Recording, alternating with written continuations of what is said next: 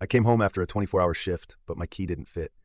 My mother-in-law texted, "We need $20,000 for our anniversary trip." That night, I slept outside, shivering. In the morning, my wife left some leftovers with a note, "Your dinner." I smiled, closed our joint account, ended the lease, and drove off in the car I paid for. 52 missed calls later, and the last message was from their lawyer. "Please contact us immediately." You know what your problem is? You think you matter. Hey everyone, before we dive in, I have a quick favor to ask. If you enjoy content like this, please hit the subscribe button. It's free, supports the channel, and ensures you never miss out on amazing videos. Alright, let's get started. I stood in front of the door, my door. The key trembled in my fingers, the metal sliding into the lock but refusing to turn. "This is my home," I whispered into the phone. But my mother-in-law's voice only seemed amused. "Not anymore, we changed the locks, and stop calling her, she doesn't want to talk to you." My mind refused to process it. I had worked 24 hours straight, servers crashing, endless calls, users who couldn't find the power button. I came back here barely standing, and yet my key didn't fit. "We need $20,000 for our anniversary trip," she continued, perfectly calm. "Send it today, or I'll tell her you've never been the partner she deserves." $20,000, I laughed. Not because it was funny, but because something inside me cracked. Where is she? She's here, sleeping, away from your failures. I tried calling my wife, voicemail. Again, voicemail, messages unread. I knocked on the door, once, twice, harder. The empty hallway echoed with my fist pounding against the wood. I sank to the cold floor. My head was spinning. The air felt heavy. This couldn't be real. My phone buzzed. A message. "Family support each other. Stop being selfish." I opened the banking app. Joint account, nearly empty. The money I earned, the savings I had built, vanished. On what? Jewelry, hotels, shopping, her mother's expenses, family. This wasn't family. This was a swarm of leeches. Hours passed. I sat there, shivering on the freezing concrete. The ringing in my ears drowned out everything. Sometime near dawn, the door quietly opened. I looked up, a spark of hope flickering. But it wasn't her, just her hand. Cold, indifferent. She set a plastic container on the floor, leftovers. Cold spaghetti clumped together under a sour layer of sauce. A note on the lid, "Your dinner." The door clicked shut. I stared at the container, at the greasy stains, the dried sauce. My legs were frozen, my fingers stiff. But I didn't feel the cold, only anger. A quiet, cold anger. I raised my phone, closed the joint account, canceled the lease. My name was the primary on the contract. The car I paid for, the one she always took, was parked downstairs. Mine now. I didn't leave a note. I didn't call. I simply got into the car. The engine roared, and the city lights dissolved into the gray mist. My phone buzzed again. 10 missed calls. 20, 30, 52. But the last one wasn't from her. An unknown number. A voicemail. "This is Lawrence Parker from Hutchkins & Associates. Please contact us immediately regarding a legal matter involving your wife." I smiled. A cold, sharp smile. They wanted a war. They had no idea who they had really crossed. I parked the car outside a cheap motel, the neon sign flickering like a dying heartbeat. Cold wind battered the windows, but I didn't feel it. I stared at the darkness, fingers gripping the steering wheel, my chest a knot of fury and disbelief. They thought they'd destroyed me, but they had no idea what I could do without their leash. I opened the banking app. Joint account drained, savings gone. $1,200 a month on groceries I never ate. $800 on utilities I barely used. $5,000 to her mother for medical expenses. A diamond bracelet. $3,000 for a family vacation I wasn't invited to. I was a walking wallet, and they thought I was finished. Not anymore. I logged into my work email. My company ID still worked. Network engineer, a fancy title for the guy who fixed their problems. But today it was my weapon. I logged in using the admin credentials I still had access to, and found it. Her old Gmail. Same password I set for her years ago. I was in. And the truth was poison. Her messages with her mother, laughing about how they drain me dry, how they take everything. Plans for a luxury anniversary trip, Paris, 5-star hotels, designer shopping. Her mother's words, "Make sure he pays for everything. He owes you for wasting your time." But worse, a thread with Lawrence Parker, their lawyer. A draft of a separation agreement. My wife's name at the top, my name at the bottom. Full financial support, spousal maintenance, half of everything I owned. They weren't just trying to leave me, they were trying to destroy me. I clenched my jaw, but my hands didn't shake. I clicked reply from her email. "Lawrence, I have changed my mind. No separation for now. Please hold off on any further action. I will discuss this with my husband personally." Send. Next, I set up an archive rule. Any emails from Lawrence would be stored in a separate folder. Nothing was deleted, just moved aside. It was something I had configured for her before. Let her wonder why he stopped responding. But I wasn't done. I opened our cloud storage, photos, videos, years of memories, or so I thought. Most of them were of her, her mother. Family trips I paid for but never attended. Pictures of her with friends, men I didn't recognize, private chats, flirty messages, proof of her double life, screenshots, videos, a folder named Proof. My phone buzzed again. Her mother, I answered, but didn't speak, just silence. "Hello? Hello? Are you listening or are you just pretending again?" Her voice snapped like a whip. "Stop sulking and send the money. Do you think anyone cares about your little tantrum?" I didn't answer. I let her vent, every insult, every demand. "You're nothing without us. Nothing. My daughter wasted her life on you, a failure who never lived up to his promises." I pressed record. I let her scream, her voice twisting with frustration. She had no idea she was being documented. Another file for my collection. Finally I spoke. Are you done? A beat of silence. Shock. You, how dare you? No, I interrupted, my voice cold, calm. How dare you? You've pushed too far. I won't stay silent anymore. I ended the call. They thought they could destroy me. They had no idea who I really was. I transferred what was left of my money to a new account, locked all shared credit cards, routed my salary to a new bank. I was free. But they were about to be trapped. By dawn, I had a folder of evidence. Messages, recordings, financial statements, a timeline of betrayal. But I wasn't done. I needed to see their faces. I parked a block away from their apartment. I couldn't get inside. But I didn't need to. As a network engineer, I'd installed their home security cameras, smart speakers, Wi-Fi, all of it connected to my account. One tap, and I was watching. My wife was pacing the living room, phone clutched in her hand, voice trembling. Mom, he's not answering. What if he knows? What if he— Stop panicking, her mother's voice snapped back. He's too stupid to fight back. Just keep pretending you care. He'll give in like he always does. My teeth clenched. I tapped the speaker icon. The living room speakers crackled to life. Pretend you care. My voice boomed through the room. My wife screamed, the phone slipping from her hand. Her mother spun around, eyes wild. Who's there? Who's doing this? I laughed, the sound echoing through the empty walls. Did you really think I wouldn't find out? Did you think I was your fool forever? They were pale, eyes darting around, trapped in their own home. Listen to me, I said, calm, clear. I know everything. The money, the separation agreement, the lies. I have proof, and I'm done being your pawn. You can't do this, her mother shrieked, stumbling toward the door. I already did. I disconnected, leaving them in panicked silence. My phone buzzed. Another call. Lawrence Parker. I let it ring, then a voicemail. Mr. Davis, I think we need to talk. I smiled, a cold, sharp smile. They thought they could erase me, but they had no idea what happens when a man has nothing left to lose. I leaned back in the cheap motel bed, the darkness pressing in like a heavy blanket. My phone lay silent for the first time in hours. 52 missed calls, messages I didn't bother to read. They were spiraling, panicking, because I had slipped out of their grip. But I wasn't done, not even close. I had the proof. Every message, every lie, every plan they crafted to destroy me, I had their voices, their laughter, their betrayal, trapped in a folder I named proof. And I had something they didn't, a job, a place of strength they couldn't touch. So I showered, dressed, and drove. I wasn't running. I was going back to the one place they didn't control, my office, my fortress. The fluorescent lights hummed overhead as I sat at my desk watching the lines of code dance across the screen, but my focus wasn't on the work. It was on them. Those who thought I was finished. Unknown number.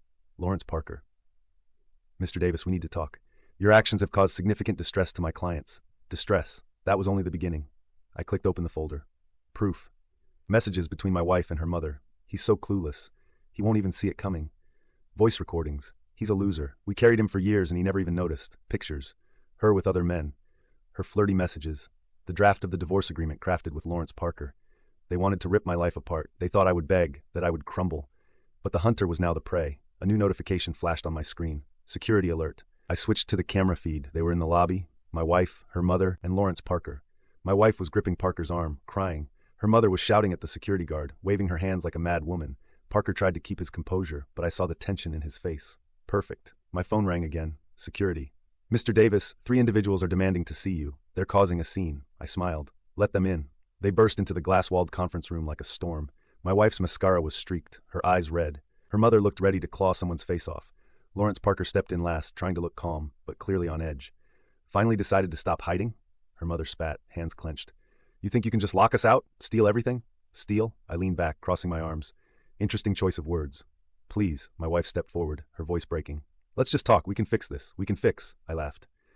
You mean lie, manipulate, use me? Parker raised his hand. Mr. Davis, we are here to resolve this amicably. Your actions have caused significant emotional distress to my clients. Let's not escalate this. Amicably? I tapped my phone. Sure, let's be honest then. I hit play. Her mother's voice echoed through the room. He's a loser. We'll drain him dry and he won't even know. Her mother's face drained of color. That's fake, she screeched. You edited that. Fake. I switched to another file. Their messages. Just tell him you love him. He'll fold. He always does. My wife stumbled back, covering her mouth. Stop it, she cried. That's not. I didn't, E. Oh, but you did. I smiled, opening another document. The divorce agreement, drafted by Lawrence Parker. Half my assets, full financial support. But you forgot something. Parker's eyes widened. Mr. Davis, I cannot discuss private client matters without their consent. Your consent? I laughed. You're their weapon, aren't you? You thought I was a helpless fool. Listen, you. Her mother lunged forward, but I stood, my voice cutting through her rage. This is my workplace. Cameras are recording. Your aggression is on file. Your threats documented. You wanted a fight. Now you have it. My wife grabbed my arm, tears streaming down her face. Please, we can talk. I didn't mean for this to. Didn't mean. I pulled free. You planned it. You used me. Parker stepped forward. Mr. Davis, please, we can discuss terms. We don't have to turn this into a legal battle. Terms? I stepped closer, staring him down. You wanted me to be your victim, but now every cent will be accounted for. Legally. I turned away, heading for the door. My wife's sobs filled the room. Her mother's voice screeched in anger. Mr. Davis, Parker called out. Please, we can find a solution. I paused at the door, not even looking back. You had your chance. Now you'll watch the truth tear down your lies. I walked out, leaving them trapped in their own lies. Back in my office, I closed the door, leaning against it. My heart raced, but it wasn't fear. It was clarity. For the first time in years, I wasn't the fool. My phone vibrated. A new message from Lawrence Parker. Mr. Davis, I strongly advise we talk. The situation can be resolved amicably. I smiled. They were desperate. Perfect. I leaned back in my chair, staring at the cold glow of my monitor. Silence filled the office, broken only by the hum of the air conditioning. Outside the glass walls, my colleagues moved in quiet focus, unaware of the storm I had unleashed. They thought I was done, that I would fold, apologize, beg for forgiveness. But they didn't understand. The silence wasn't defeat. It was control. The phone vibrated again. Lawrence Parker's name flashed on the screen, the once confident lawyer now desperate. I let it ring once, twice. Then I answered, letting my voice remain calm, almost bored. Mr. Davis, please. They're in a terrible situation. They want to resolve this peacefully. Peacefully? I let the words sit, cold and sharp. Did they care about peace when they drained my account? When they laughed at me? Silence stretched. I imagined him sitting in his polished office, struggling to maintain composure. They're willing to negotiate. Negotiate? I laughed, the sound slicing through the quiet. They didn't negotiate when they spent my money, when they turned me into their personal ATM. Mr. Davis, they don't have that kind of money right now. They're struggling. Not my problem. $32,000, in full. No installments, no excuses. Or I take them to court and I'll expose every lie they built their case on. He hesitated, the silence thick and heavy. Give me a day, until tomorrow. I ended the call, my fingers resting calmly on the desk. They thought they were hunters. They never realized they were the prey. That night I went home, the darkness wrapping around me like a cloak. I cooked a simple meal, something I hadn't done in years. The sizzle of the pan, the smell of spices. I was alive. Every bite tasted like victory. The next morning, my phone rang again. Lawrence Parker's name. This time his voice was careful, the confidence stripped away. Mr. Davis, they've agreed. You will have your money in full. Good. And one more thing. They will sign a written agreement never to contact me again. A pause, then a defeated sigh. Understood. I almost felt pity. Almost. An hour later, an email notification flashed. An official document from Parker's office. Full repayment of $32,000. A signed agreement that neither my wife nor her mother would contact me again. I read it twice, the satisfaction like a cold blade sliding into place. They thought they could use me forever. Now they were the ones crushed beneath their greed. The next morning, I logged into my bank account. $32,000 deposited. Every cent. The numbers on the screen were more than money. They were proof. Proof that I wasn't the fool they thought I was. And then the messages began. My phone buzzed again and again. Desperation. We lost everything because of you. Her mother, please just talk to me. We can fix this. My wife, I didn't respond. I didn't block them. I let their words pour in, powerless. Let them watch as they screamed into the void. Then another message. Lawrence Parker, they have nothing left. Are you satisfied? I stared at the text, the words stark against the screen. Satisfied? I wasn't just satisfied, I was free. I typed back, each letter crisp and clear, perfectly. I placed the phone on the desk, leaned back, and closed my eyes. Outside, the city pulsed with life, endless and indifferent. But here in this quiet, I had everything I needed. I was not their victim, not their tool. I was the storm they never saw coming. The courthouse was quiet, almost empty. A bored clerk glanced up, stamped the papers, and handed them back to me. I stared at the divorce decree, my name and hers separated by a thin black line. It was done. No arguments, no second chances, just a clean cut. I walked out into the cool air, breathing in freedom. It didn't hurt. It didn't even feel bittersweet. It felt like sunlight after a storm. But that didn't mean they were done. My phone buzzed. Her name, then another, her mother, voicemails piling up. Please, can we just talk? I was wrong. I love you. I never meant to hurt you. Her voice cracked in every message. Desperation, regret, lies, wearing a new mask. I didn't answer. That night, I stood by the window of my apartment, city lights shimmering below. Another call, another voicemail. You can't just abandon us, we're family. Her mother's voice twisted with rage. You ruined everything. I smiled, letting the phone drop onto the table. Family? That wasn't family. Family supports, protects. Family doesn't bleed you dry, then blame you for the mess they made. Days turned to weeks. The calls didn't stop, but I didn't care. Work was quiet, productive. I felt stronger, faster, clearer. My reflection in the elevator didn't look tired anymore. I picked up old hobbies. Reading, running, cooking for myself. Simple things that felt like luxury now. I'd forgotten how good fresh coffee smelled in the morning, how peaceful a quiet Sunday could be. I filled my life with little joys they never let me have. But they didn't stop. My wife's messages shifted from desperate to bitter. You're heartless, we're suffering, and you don't even care. Her mother tried a different tactic. We took care of you. We gave you a home. Is this how you repay us? A home? Their home was a cage. I wasn't living. I was financing their lives while they laughed behind my back. I never replied. I didn't have to. Silence was the only answer they deserved. One evening, a new message appeared. Lawrence Parker. They are completely ruined. They have nothing left. Are you sure you want this to continue? I stared at the message, imagining him sitting in his polished office, trying to sound reasonable, trying to save them. Save himself, I smiled. Yes, they thought I was their victim. A fool who would keep giving until there was nothing left of me. They didn't understand. I was done being their tool, their wallet, their punching bag. They didn't know what it meant to lose everything. Not until now. For so long, I thought I was building a family. I was just financing their lifestyle. I let them turn love into a transaction, respect into control. But not anymore. I wasn't running from them. I was walking away. Because I finally understood. The only way to win was to leave them behind. Their silence became the loudest peace I had ever known.